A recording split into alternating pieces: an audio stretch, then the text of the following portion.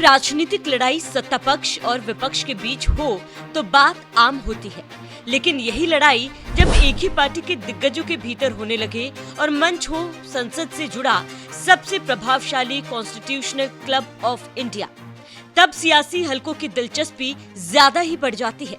इस बार लड़ाई constitutional club of India के सचिव पद के लिए होने वाला आगामी चुनाव की है।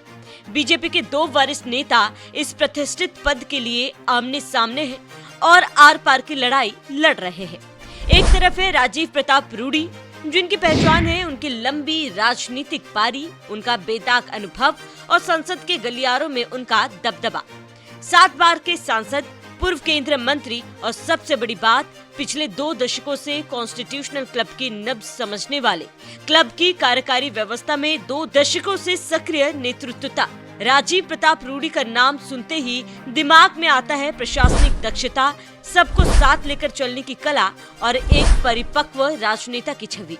उनकी पकड़ इतनी मजबूत है कि कहा जाता है क्लब के भीतर उनका शब्द ही कानून है। लेकिन कहानी में ट्विस्ट आता है दूसरे छोर से। पश्चिम उत्तर प्रदेश के धाकड़ नेता संजीव बालियान, पूर्व सांसद, पूर्व केंद्रीय मंत्री, जिनकी ताकत है उनकी क्षेत्रीय पकड़, जनता से सीधा जुड़ाव और जोशीला चेहरा। बालियान सिर्फ एक नाम नहीं, वो एक आंदोलन है। पश्चिम उत्तर प्रदेश में जहां उनके एक इशारे पर लाखों लोग इकट्ठा हो जाते हैं, वो कॉन्स्टिट्यूशनल क्लब में आते हैं तो उनके साथ आता है पश्चिम उत्तर प्रदेश के नेताओं का हुजूम, उनकी क्षेत्र लॉबी की प्रचंड ताकत। तो ऐसे में अब ये सिर्फ 2 व्यक्तियों की लड़ाई नहीं, ये है अनुभव बनाम ऊर्जा, राष्ट्रीय पहचान बनाम क्षेत्र दबदबा।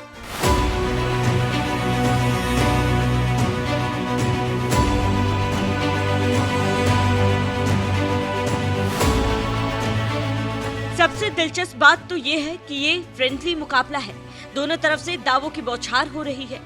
दोनों ही पक्ष सरकार से समर्थन मिलने का दावा कर रहे हैं, लेकिन बीजेपी की ओर से किसी भी प्रत्याशी के पक्ष में कोई औपचारिक घोषणा नहीं की गई। पार्टी ने ही इसे फ्रेंडली मुकाबले के रूप में सांसदों के विवेक पर छोड़ दिया।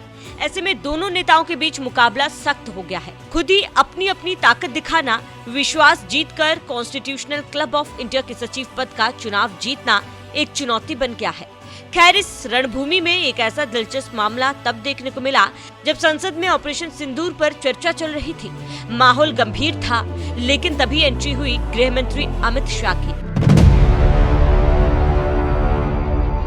और फिर जो हुआ उसने सियासी गलियारों में हलचल मचा दी, क्योंकि अमित शाह ने राजीव प्रताप रूडी को मुस्कुराते हुए देखा और छूटते ही पूछा, इतनी रात को भी वोट मांग रहे हो, कैसा चल रहा है? इस एक सवाल में पूरी सियासी बिसात छिपी हुई है।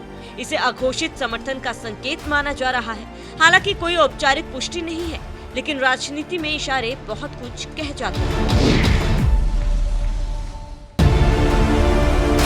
लेकिन कहानी अभी खत्म नहीं हुई। इसी तरह एक और वाकया हुआ जब संसद भवन में संजीव बालियान के साथ साथ राजीव प्रताप रूडी भी मौजूद थे। तभी पूर्व सांसद संजीव बालियान की उपस्थिति के दौरान राजीव प्रताप रूडी ने गृह मंत्री अमित शाह से मुस्कुराते हुए कहा कि देखिए, बालियान जी चुनाव को लेकर काफी मेहनत कर रहे हैं। ऐसे में तुरंत बालियान भी अमित शाह के पास पहुंच गए और शाह ने उनसे हालचाल पूछा। ये घटना सांसदों के बीच हल्की फुल्की चर्चा का विषय बनी रही, लेकिन इसके पीछे का सियासी गणित बहुत गहरा है। ये दिखाता है कि कैसे दोनों ही नेता अपनी अपनी चाल चल रहे हैं।